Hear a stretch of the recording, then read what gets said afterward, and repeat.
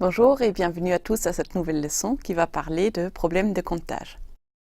On peut voir le théorème de Lagrange comme un moyen de compter le nombre de classes à droite sans avoir à les calculer explicitement. Et dans le même esprit, nous allons voir aujourd'hui comment compter le nombre d'orbites dans un groupe de permutations. On va avoir besoin d'un certain nombre de vocabulaire nouveau pour cette discussion. Donc, on va prendre G, un groupe de permutations, et X, un nombre entre 1 et n. Je vous rappelle qu'on avait appelé orbite les différents paquets dans les graphes de Schreier du groupe G. Et on va faire référence à l'orbite qui contient x avec tout simplement orbite de x. En GAP, la commande c'est orbite de x par rapport à g ou tout simplement x puissance g.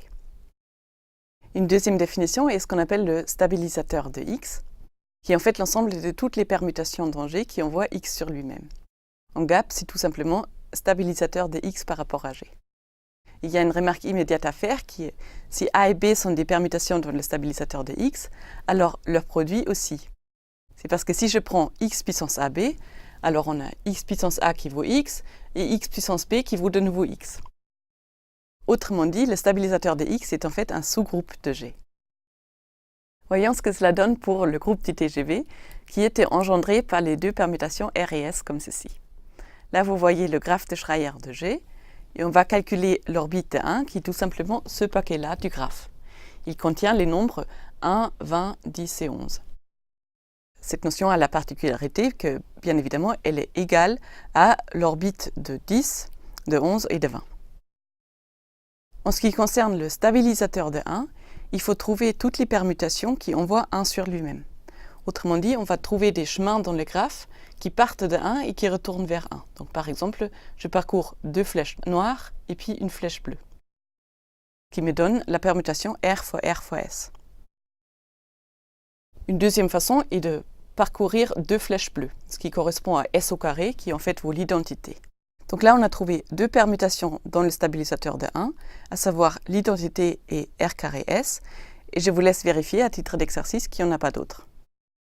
Ce qu'on peut remarquer, c'est que l'orbite est de taille 4 et le stabilisateur de taille 2. Le produit de ces deux nombres fait 8, qui est en fait l'ordre du groupe au total. En fait, c'est un joli résultat général qui dit que la taille de l'orbite de x est l'ordre de g divisé par l'ordre du stabilisateur de x. Ici, on a mis les barres verticales pour désigner la taille des ensembles en question. Avant de démontrer ce théorème, on va l'explorer un tout petit peu encore à l'aide des GAP pour l'exemple du Rubik's Cube. Alors ici, je suis de retour avec GAP. J'ai montré les instructions qu'on connaît bien maintenant pour construire le groupe du Rubik's Cube.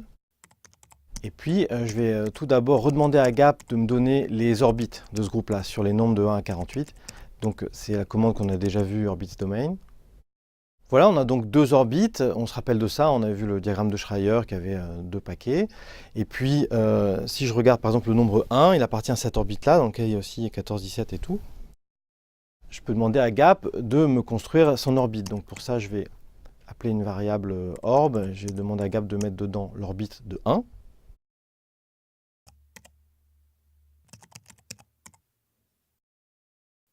Ensuite, je vais lui demander de me l'afficher en dessous, après deux petits retours à la ligne.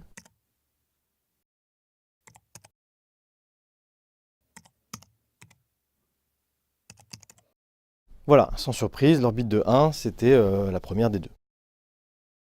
Maintenant, je vais jouer un petit peu avec la commande pour le stabilisateur. Je vais appeler H le stabilisateur de 1 dans G.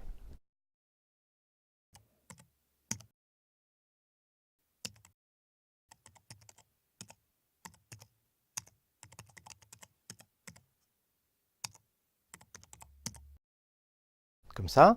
Et puis, je vais regarder la taille du stabilisateur, je vais rappeler la taille de G, je vais regarder la taille de l'orbite pour vérifier si le théorème est vrai dans ce cas-là.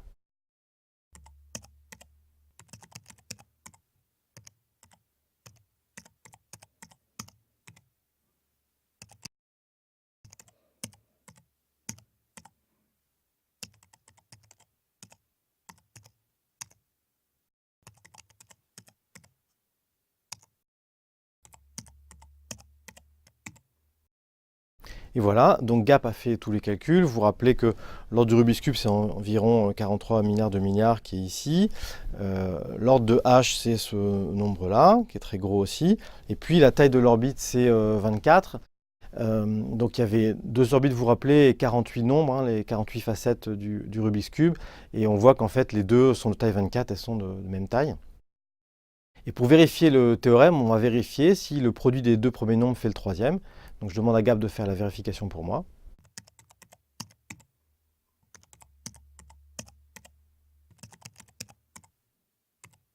On lui demande l'égalité et de répondre si elle est vraie ou fausse. Et voilà, il affiche que l'égalité est vraie. On va donner maintenant la démonstration du théorème. Je vais fixer un nombre x entre 1 et n, dont je vais considérer l'orbite pendant toute la démonstration. Maintenant, pour n'importe quel autre nombre y dans la même orbite, la bonne idée, ça va être de considérer ce que je vais appeler son transporteur, donc l'ensemble trans xy, noté comme ça, l'ensemble de toutes les permutations qui envoient x sur y. Alors il en existe, par définition de l'orbite, il existe des permutations comme ça, mais petit a n'a aucune raison d'être unique, et il n'y a pas de raison d'en privilégier un choix par rapport aux autres. Donc la bonne idée, c'est de les regarder tous comme étant un ensemble. À propos des transporteurs, on va faire une première remarque, qui est que si j'ai une permutation qui appartient à 2 transporteurs à la fois, celui pour y et celui pour z, et bien en fait y est égal à z. En effet, si on regarde les définitions, petit a doit envoyer x sur y et sur z, donc y doit être égal à z. C'est une remarque simple, mais qui nous montre déjà que y est déterminé par son transporteur, et en fait pour compter, ce qui est notre but, on va plutôt compter les transporteurs différents, plutôt que compter les éléments dans l'orbite. Par ailleurs, une deuxième chose qu'on observe, c'est ce comportement-là de ces ensembles. Ces transporteurs, si j'en prends 2 et que leur intersection est non vide, alors c'est que c'était les mêmes, puisqu'en fait y était égal à z par l'observation. Ça nous rappelle quelque chose. C'est un comportement qu'on avait vu avec les classes à droite. Les classes à droite d'un sous-groupe, si leur intersection est non vide, c'est qu'elles sont égales. En fait, il y a ce petit exercice que je vous laisse faire vous-même. Si on prend pour y x puissance a, eh bien son transporteur, le transporteur de x vers y, c'est en fait la classe à droite de h, où j'ai appelé h le stabilisateur de x. Donc je vous laisse faire ça, je vous le confie, il s'agit tout simplement de décortiquer toutes les définitions. Une fois qu'on a ce résultat-là à notre disposition, eh ben, on a tous les ingrédients pour terminer la démonstration, parce que les transporteurs, on voit que ce sont des classes à droite, mais toutes les classes à droite sont concernées, parce que si je pars de h fois a, c'est un transporteur, c'est le transporteur de ce y ici. Donc conclusion, finalement, on a fait une correspondance entre les éléments de l'orbite, les y, et les classes à droite de h. Et c'est en associant à y son transporteur qu'on fait cette correspondance. Donc finalement, je vais identifier l'orbite de x avec l'ensemble des classes à droite. Vous vous rappelez qu'on avait cette notation-là, g divisé par h avec le h à gauche comme ça, pour l'ensemble des classes à droite. J'ai une identification entre ces deux ensembles, et en particulier, ils ont le même nombre d'éléments. Et pour finir, je fais appel au théorème de Lagrange qui dit que le nombre de classes à droite, à la taille de g divisé par h, c'est l'ordre de g divisé par l'ordre de h. Et c'est exactement ce qu'on voulait démontrer. On va continuer avec des problèmes de comptage et parler de ce qu'on appelle le lemme de Burnside. Il généralise en fait une petite astuce que peut-être vous connaissez déjà. Elle survient quand on regarde un jeu de dominos comme vous le voyez derrière moi. Et on se pose la question, combien il y a de pièces différentes dans ce jeu? Une approche naïve est de se dire que on a 2 nombres, un à gauche et un à droite, qui chacun sont entre 0 et 6, ce qui nous donne 7 possibilités pour chaque, donc 49 possibilités au total. Mais cette réponse n'est pas correcte. En effet, là j'ai dessiné les 49 configurations que nous venons d'évoquer, et on voit que certaines pièces sont comptées en double. Par exemple, celle-ci, si je la retourne, je tombe sur la configuration qui se trouve ici dans le tableau. Et en fait, toutes les pièces sont comptées en double, sauf celle sur la diagonale. Pour corriger notre calcul, on va d'abord compter les 7 pièces uniques qui apparaissent sur la diagonale de notre tableau. Ensuite, on regarde toutes les autres et il faut diviser par 2 parce qu'ils apparaissent 2 fois. Ce qui nous fait un total de 28 dominos dans le jeu, et cette fois-ci, la réponse est correcte. Le petit calcul que nous venons de faire pour les dominos se généralise en ce qu'on appelle le lemme de Burnside. Pour l'énoncer, j'ai besoin d'introduire la notion de fixateur d'une permutation A. C'est l'ensemble de tous les nombres x qui sont envoyés sur eux-mêmes par la permutation A.